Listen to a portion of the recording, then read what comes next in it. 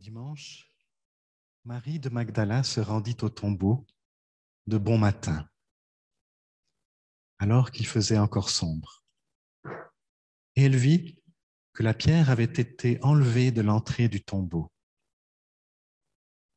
Elle courut trouver Simon-Pierre et l'autre disciple que Jésus aimait et leur dit : « Ils ont enlevé le Seigneur du tombeau et nous ne savons pas où ils l'ont mis. »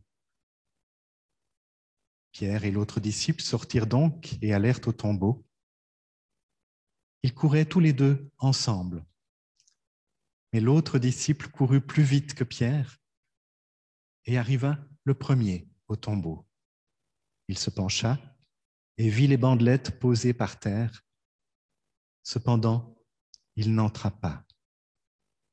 Simon-Pierre, qui le suivait, arriva et entra dans le tombeau. Il vit les bandelettes posées par terre. Le linge qu'on avait mis sur la tête de Jésus n'était pas avec les bandes, mais enroulé dans un endroit à part. Alors, l'autre disciple, qui était arrivé le premier au tombeau, entra aussi. Il vit et il crut.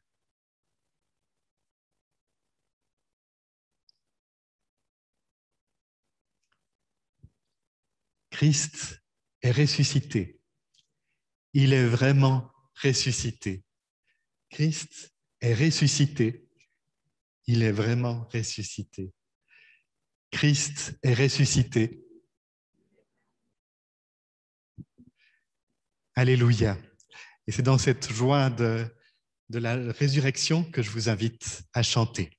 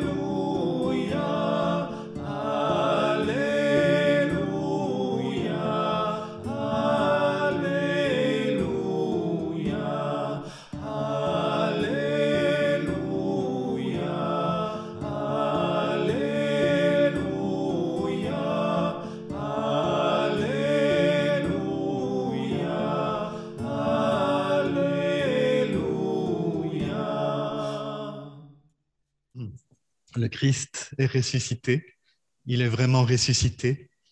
Que ce message lancé à toute l'humanité résonne jusqu'au plus profond de nous, jusque dans nos cellules.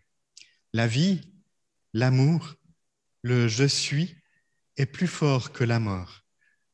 Notre tombeau est ouvert. Oui, le Christ, l'amour incarné, vient nous appeler à prendre le chemin de la résurrection, le chemin de la lumière, et il nous a précédés. À la fin de cette heure bleu ciel, nous pourrions peut-être dire notre propre prénom au lieu de dire le Christ et dire je suis ressuscité. Bienvenue donc à la Maison Bleu Ciel, bienvenue à cette heure bleu ciel de Pâques. Quelle joie de se retrouver, quelques-uns ici, même plus que quelques-uns. Nous devons être une quinzaine ici dans le temple et 24 avec nous par Zoom. Donc bienvenue à vous qui êtes ici ou qui nous suivez depuis chez vous. Aujourd'hui, c'est un temps pour fêter la vie, un temps pour accueillir l'amour qui vient nous éveiller au cœur de notre incarnation, plus fort que tout, plus grand que tout, plus grand que ce que nous sommes et ce que nous avons été. Et c'est un jour, au fond, pour fêter le plus inouï que nous puissions vivre et que nous pouvons même revivre à chaque instant. Quelque chose de l'éveil, quelque chose du réveil, de la résurrection du je suis dans nos vies. Aujourd'hui, j'aimerais donc nous inviter à revivre la grande histoire de Pâques. Et comme l'a fait Jésus, par exemple, pour les disciples d'Emmaüs, au soir de ce jour de Pâques, je vais vous inviter à parcourir toute l'histoire de la résurrection en commençant par le commencement et en continuant par tout ce qui a été écrit au sujet de la vie du souffle en nous. Pour cela, je vous invite, comme à chaque fois, de vivre cette heure bleu ciel comme une expérience, sentir comment cela résonne, comment cela fait son chemin en vous, en nous, sentir comment cela fait son chemin aussi dans notre corps. L'important, ce n'est pas de tout comprendre avec la tête, l'important, c'est d'être attentif à ce qui se passe au-dedans, comment ça se déplace à l'intérieur, comment ça respire, peut-être aussi comment quelque chose se réveille en nous, nous parle, ou alors nous résiste, en résonance avec le chant que nous venons de vivre, avec les paroles qui sont dites, avec les silences, avec les musiques aussi. Et ainsi, aller à la rencontre de cette lumière, de cette vie qui sommeille au-dedans de nous. Je vous invite donc à parcourir le déroulement de ce temps. Robin, si tu peux mettre la slide suivante.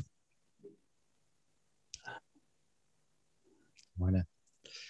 Donc après le récit de la résurrection que nous avons déjà entendu, le chant et cet accueil, je vais donc vous inviter à cette méditation sur la résurrection. Méditation apport, méditation silence, méditation musique. Vous verrez. Et puis ensuite, après cela, eh bien, nous aurons un temps d'échange avec vous qui êtes ici dans le temple de Plein Palais et avec vous qui êtes avec nous par Zoom. Je précise que cet échange ne sera pas enregistré pour permettre à chacun de s'exprimer librement, à la différence de ce que nous sommes en train de faire maintenant et jusqu'à la fin de la méditation. Et puis nous finirons par un chant et une bénédiction. Voilà, je vous invite donc à rentrer dans ce temps de la méditation guidée. Je vous invite donc à descendre en vous, à trouver ce lieu de paix à l'intérieur de vous. Et puis à choisir quand c'est bon pour vous de garder les yeux ouverts pour regarder ce qui est de l'ordre du visuel et quand vous voulez les garder fermés.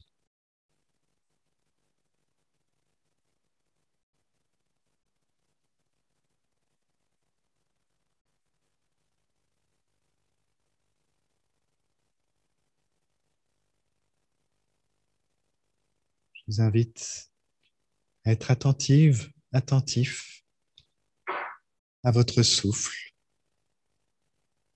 à votre respiration.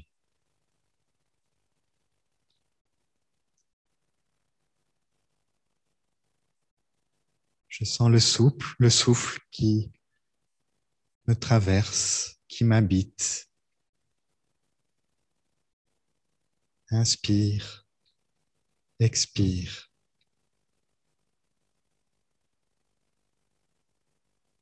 Peut-être qu'à son passage, je peux sentir de la douceur, comme une caresse intérieure.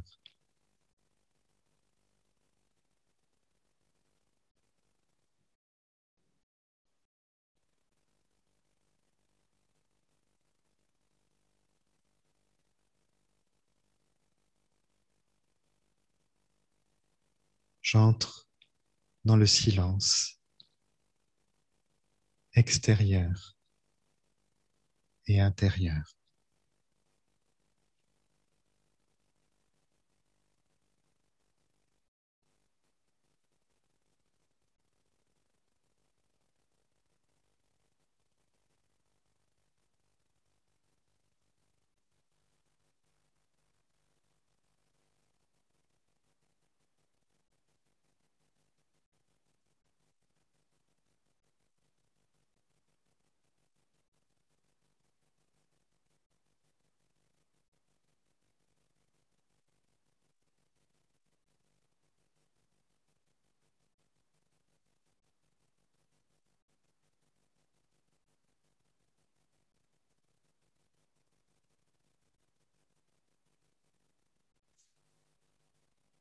Au commencement, un silence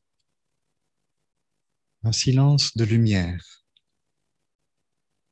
de bienveillance, d'amour, un silence de présence.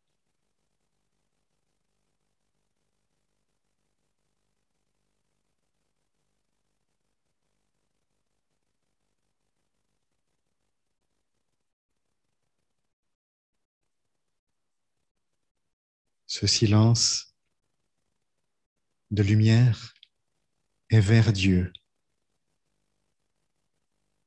C'est le je suis de Dieu.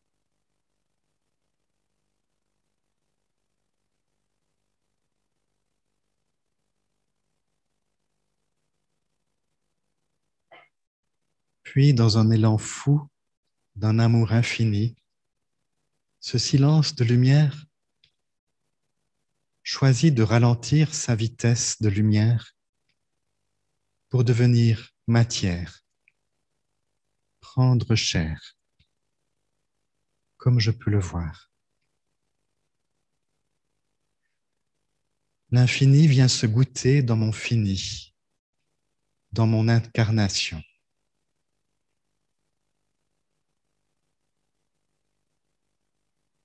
Je ferme les yeux un instant et je sens la présence de mon corps au contact avec le sol ou l'endroit où je suis assis.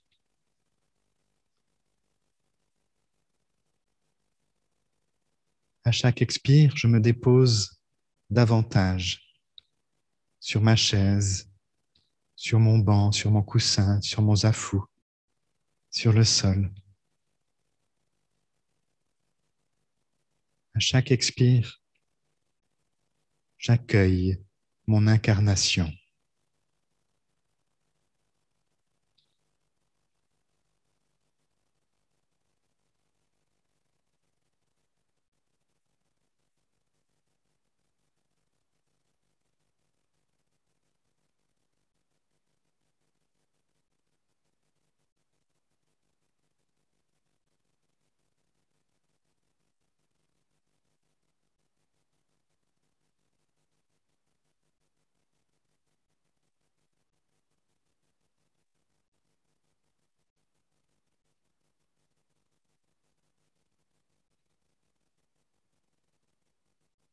Il y a longtemps déjà, l'infini a pris la forme de mon visage, de mon corps.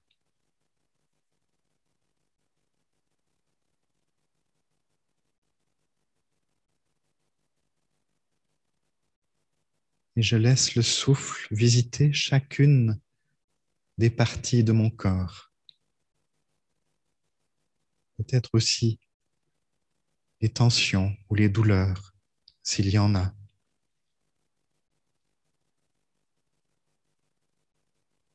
Je me laisse habiter, je me laisse visiter.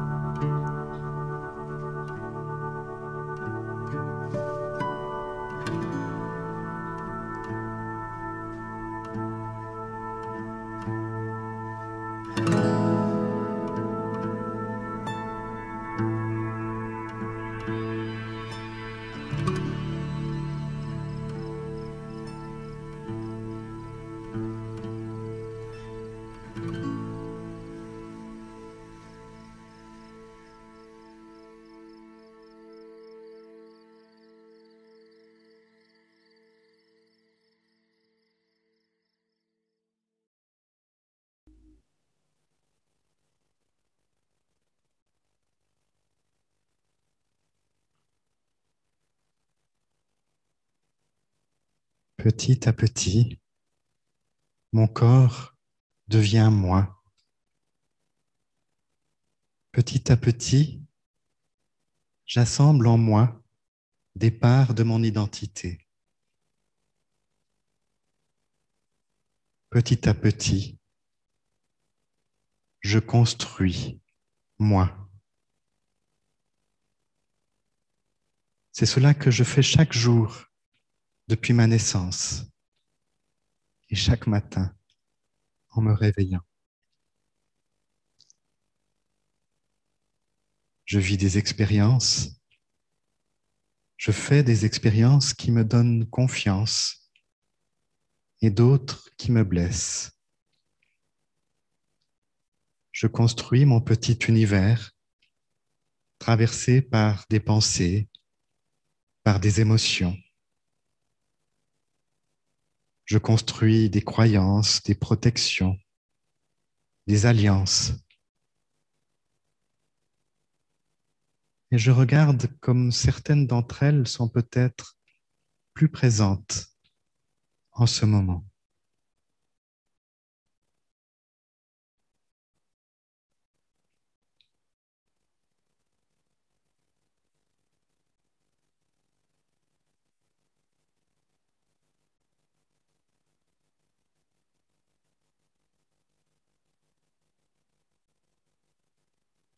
Certaines de mes expériences font peut-être comme des nœuds en moi, des nœuds d'expériences condensées, venus parfois de très loin dans mon histoire.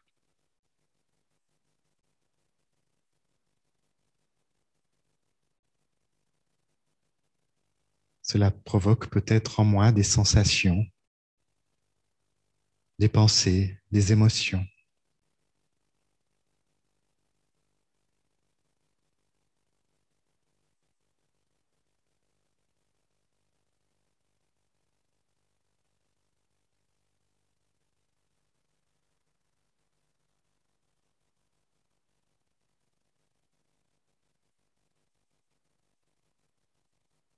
Avant la résurrection, c'est le temps de l'abandon, le temps de l'impuissance, de l'acceptation totale de mon humanité et de celle des autres.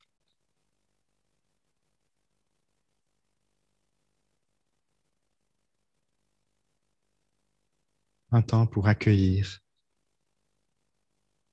tout ce qui me traverse, tout ce que je suis, avec un cœur grand ouvert.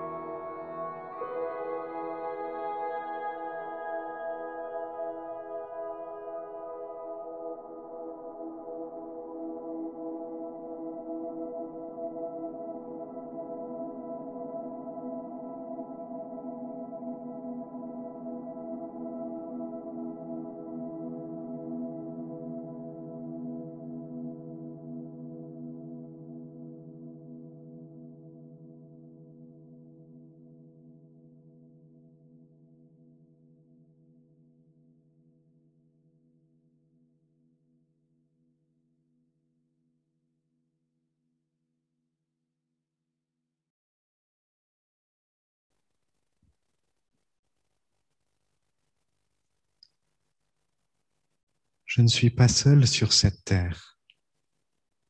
Au-delà de moi, il y a une famille. Je sens autour de moi la présence de mes frères et sœurs en humanité. Je les sens proches ou moins proches. Je me sens faire partie du vivant.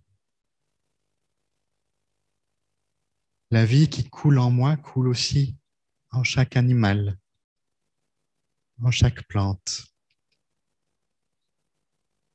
Et avec eux, j'habite sur cette terre, sur ce sol qui me porte. Oui, je suis porté par cette planète qui m'a vu naître et qui émerveille parfois mes sens. Je sens la caresse de l'air sur ma peau.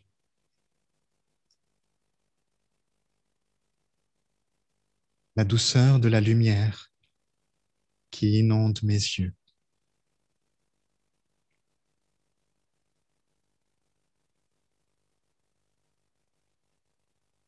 Avec cette planète Terre et avec tous les autres êtres vivants, je me sens emporté à travers l'espace infini de l'univers connu ou inconnu, vers l'au-delà de tout.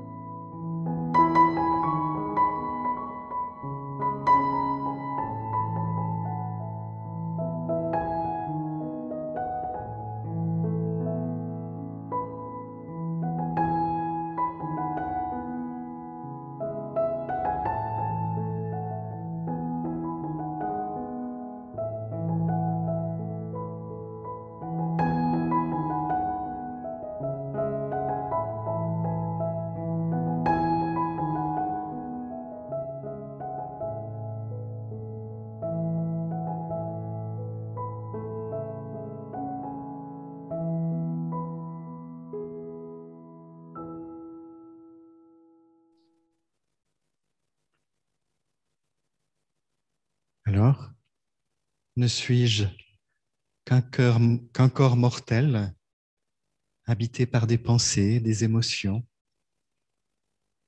accueilli par tout plein de cercles. Qui suis-je? Je fais mémoire de ce que j'ai oublié de mes origines, au centre de mon être, comme au centre de chacune de mes cellules, ce silence de lumière, de bienveillance, cette présence de vie qui engendre toute vie. Cette lumière, cette présence bienveillante, ce plus que vivant est caché au plus profond de mon être. Le je suis de l'origine est enfoui dans les replis de ma chair, comme une graine de lumière qui attend son heure pour grandir, pour germer, pour rayonner dans toute mon existence. Elle attend d'être réveillée à sa nature originelle. Et alors, c'est comme une naissance, celle de la vie accomplie en moi dans ces trois dimensions. Corps, psyché, je suis. Je deviens alors ce que je suis depuis ma naissance dans la chair.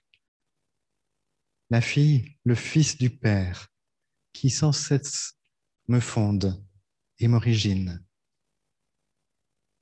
Et je me relie à ce je suis tout autre qui vit en moi, à ce mystère de la vie véritable qui m'anime depuis toujours.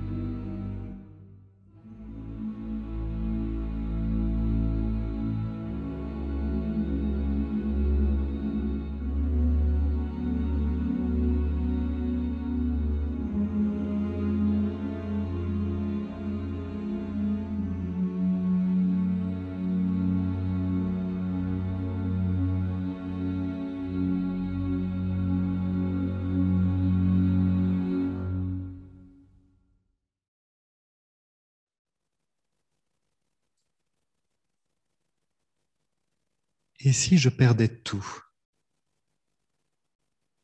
Et si je perdais tout ce que j'ai patiemment construit, assemblé dans ma vie? Et si je perdais mon travail, mes rôles, mes diplômes, ma place? Si je n'étais plus personne aux yeux des humains? Si je n'étais plus d'aucune utilité ici-bas? Si je perdais jusqu'au sens de ma vie? Si la mémoire venait à me manquer? Si j'oubliais les noms de mes proches et jusqu'au visage de mes enfants?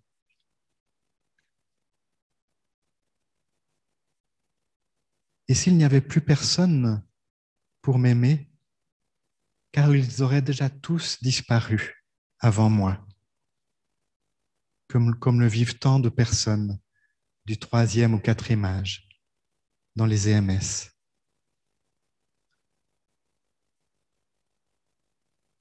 Et si toutes les espèces disparaissaient? Et si même les montagnes s'effondraient? Si tout mon univers disparaissait?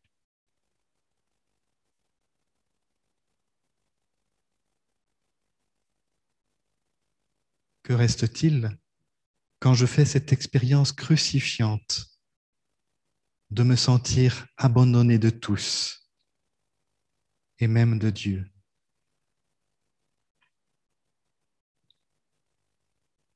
Et si je perdais même la santé, l'usage de mes jambes, de mes mains,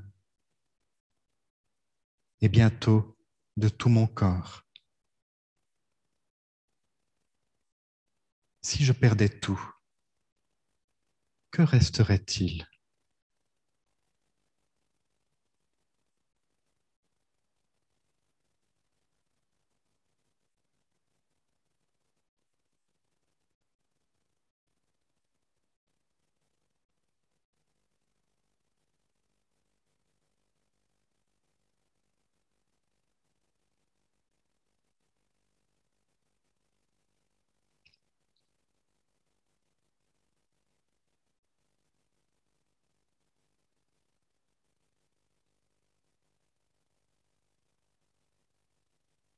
Ce qui est bouleversant, c'est que quand tout est détruit, il n'y a pas la mort et le vide comme on le croirait. Pas du tout, je vous le jure.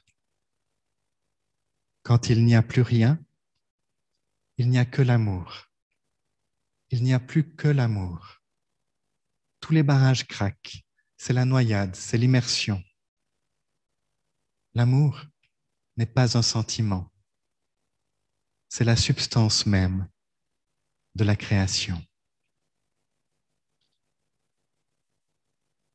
Ces mots, c'est Christiane Singer qui les a écrits dans les derniers mois de sa vie et que l'on peut lire dans son dernier livre, dernier fragment d'un long voyage.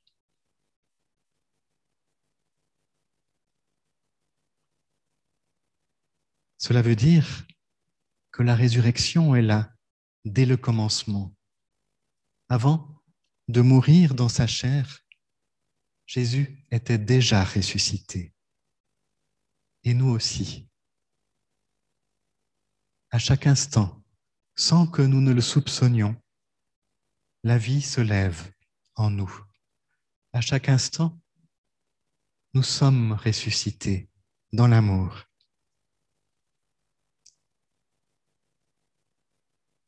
Est-ce que je peux le sentir en moi? Me laisser engendrer à chaque instant par l'amour qui m'origine.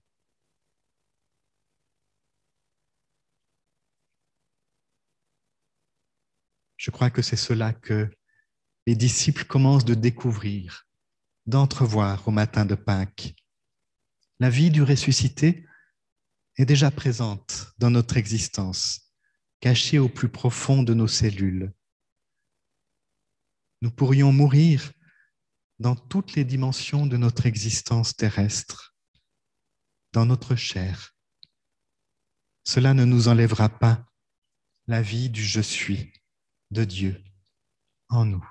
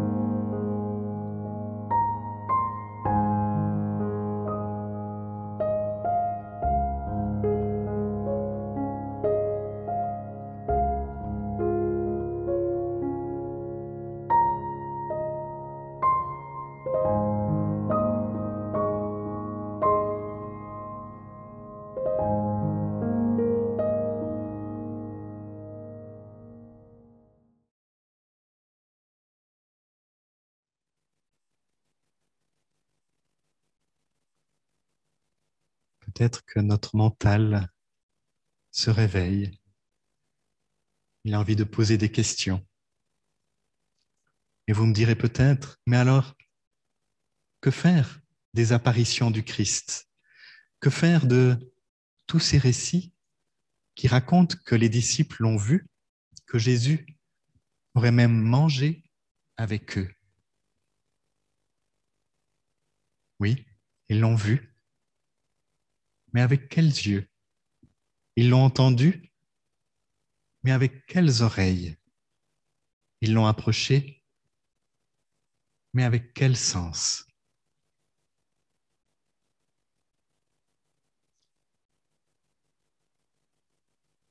Voici la suite du récit. Les disciples n'avaient pas encore compris que, d'après l'Écriture, Jésus devait ressusciter. Pierre et l'autre disciple repartirent chez eux. Cependant, Marie se tenait dehors près du tombeau et elle pleurait. Tout en pleurant, elle se pencha pour regarder dans le tombeau et elle vit deux anges, habillés de blanc, assis à la place où avait été couché le corps de Jésus, l'un à la tête, l'autre aux pieds. Ils lui dirent, « Femme, pourquoi pleures-tu » Elle leur répondit, « Parce qu'ils ont enlevé mon Seigneur, et je ne sais pas où ils l'ont mis. » En disant cela, elle se retourna et vit Jésus debout, mais elle ne savait pas que c'était lui. Jésus lui dit, « Femme, pourquoi pleures-tu? Qui cherches-tu » Pensant que c'était le jardinier, elle lui dit, « Seigneur, si c'est toi qui l'as emporté, dis-moi où tu l'as mis et j'irai le prendre. » Jésus lui dit, « Marie. » Elle se retourna et lui dit en hébreu, « Rabboni », c'est-à-dire maître.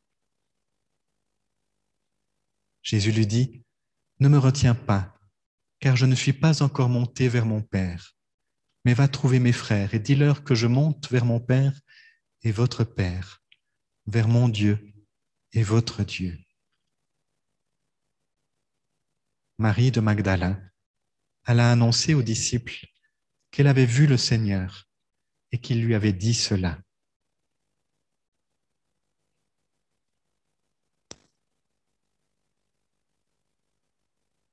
Je crois donc qu'au matin de Pâques, les disciples sont entrés petit à petit, Marie peut-être la première, dans cet entrevoir, dans ce voir sans voir, dans cet entendre sans entendre, dans ce toucher intérieur qui leur a permis de voir dans une autre dimension.